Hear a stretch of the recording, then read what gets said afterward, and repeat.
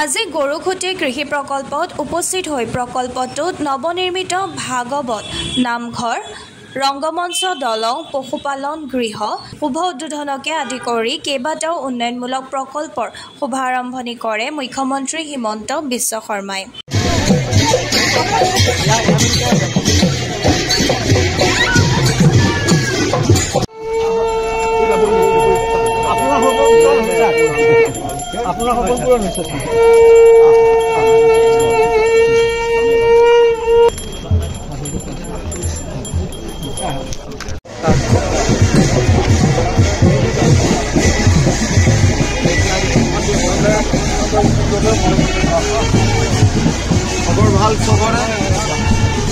মুখ্যমন্ত্ৰীগৰাকীৰ লগতে উপস্থিত থাকে নদুৱাৰ সমষ্টিৰ বিধায়ক তথা গৰুখুটিৰ অধ্যক্ষ পদ্ম হাজৰিকা, চিপাজাৰ সমষ্টিৰ বিধায়ক পৰমানন্দ ৰাজবংশী তথা প্ৰকল্পৰ কৃষি সৈনিকসকল।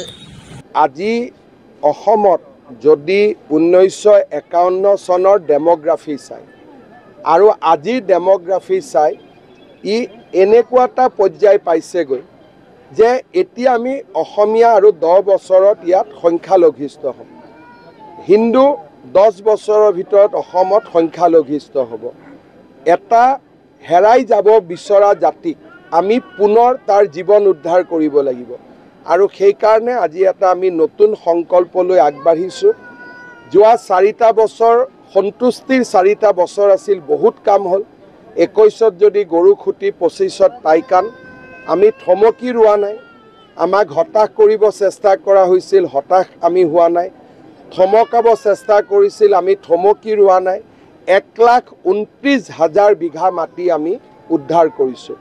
মই ক'লোঁ না, অসমত 29 লাখ বিঘা চৰকাৰী মাটি বেদখল হৈ আছে আৰু এজন হিমন্ত বিশ্ব শৰ্মা বা এটা 4টা বছৰত একেলগে চব কৰিব নোৱাৰি। আৰম্ভণি হৈছে আৰু আৰম্ভণি যেতিয়া হ'ল আমি চলি গৈ থাকিম। আজি যদি আমি কোনোবা এটা জেগা দেখুৱাইছোঁ, কালি সেইটো জেগাৰ কথা আমি নোকোৱা হ'ম, পৰহি বেলেগ এটা জেগাৰ কথা ক'ম।